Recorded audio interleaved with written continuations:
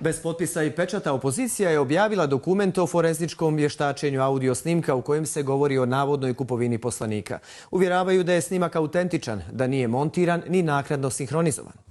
Forenzičko vještačenje je tražio predsjednik NDP-a Dragan Čavić posredstvom svojih, kako kaže, prijatelja u Holandiji, a uradio ga je Nacionalni institut za forenziku Kraljevine Holandije.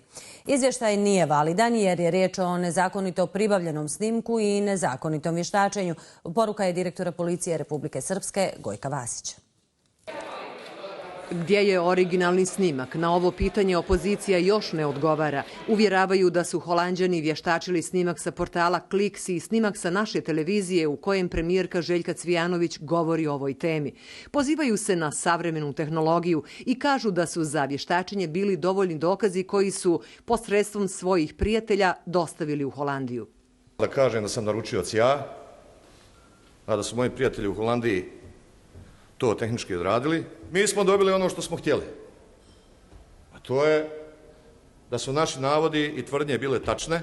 Opozicija je i prije nalaza iz Holandije bez potpisa, pečata i originalnog prevoda uvjeravala da je snimak autentičan i da očekuju vještačenje snimka u jednoj laboratoriji u Londonu. Šta je sa vještačenjem u londonskoj laboratoriji i kroz koliko je laboratorija snimak prošao dok se nije dobio željeni rezultat, opozicija o tome danas nije govorila. Ali su ranije javnost uvjeravali da očekuju nalaz iz Londona. Da ne bude zabune, podsjećamo vas na tvrdnje predsjednika SDS-a Mladena Bosića. Koliko sam ja upoznat, čeka se nalaz iz neke laboratorije u Londonu, ali da je sasvim sigurno da će i taj nalaz potvrditi da je to autentičan.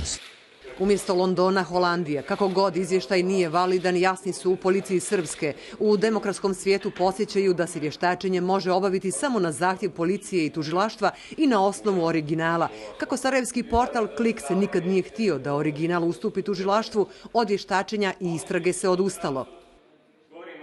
Pa u principu tu se radi o nezakonito pribavljenom snimku koji je na nezakonit način opet analiziran, odnosno vještačen. U nacionalnim laboratorijama da se vrši vještačenje po zahtjevu građana iz druge države, po meni je malo čudan, ali eto prihvatimo da je to preko određenih lobija se moglo uraditi da je urađeno, ali zasigurno nije stvar koja je prihvatljiva na našem sudu ili na bilo kom sudu u savremenom svijetu. Svjesni su toga i u opoziciji. Ovo forenzičko vještačenje ne može biti pravno valjan dokument za vođenje sudskog postupka. Na osnovu zakonodavstva u Bosni i Hercegovini i Republici Srpskoj koji to reguliše. Cilj vještačenja bi trebalo da bude ko je, čime i kako snimao, a ne čiji je glas na snimku, kaže Vasić i podsjeća da specijalno tužilaštvo vodi istragu o nezakonitom prisluškivanju. Opozicija i danas uvjerava da je sporni snimak uradio neko iz okruženja predsjednice vlade. Pa oni vjerovatno raspolažu sa više saznanja oko samog organizovanja i snimanja tog snimka i mogu da takve pretpostavke daju. Ja ne raspolažem sa takvim saznanjima. Za predsjednicu vlade Srpske ovo je još jedan igrokaz, kako kaže, potrošene opozicije.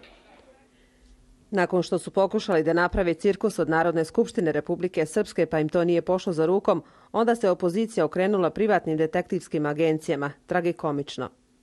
Priča o snimku je jedina tema koja opoziciju drži na okupu i kojom nastoje da prikriju svoje katastrofalne greške koje čine u Sarajevu, sopstvenu političku slabost i unutrašnja cijepanja, navodi premijerka Željka Cvijanović u saopštenju.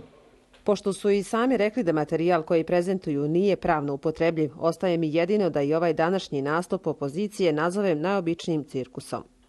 Oglasio se i SNSD. U ovoj stranci kažu da je insistiranje na priči o spornom audio materijalu nakon što su domaće pravosudne institucije dale konačnu riječ nije ništa drugo nego zamajavanje naroda uslijed, kako kažu, nemoći da se prikrije nedorasla izdajnička politika koju SDS, PDP i NDP vode u Sarajevu. Očito je, navodi SNSD, da ove stranke ne poštuju suverenitet, niti išta što ima potpis Republike Srpske, te bi bilo pošteno da kolektivno odstupe i vrate mandate, jer ih nisu dobili u Holandiji ni u Velikoj Britaniji, već, kako kažu, na prevaru u Republici Srpskoj.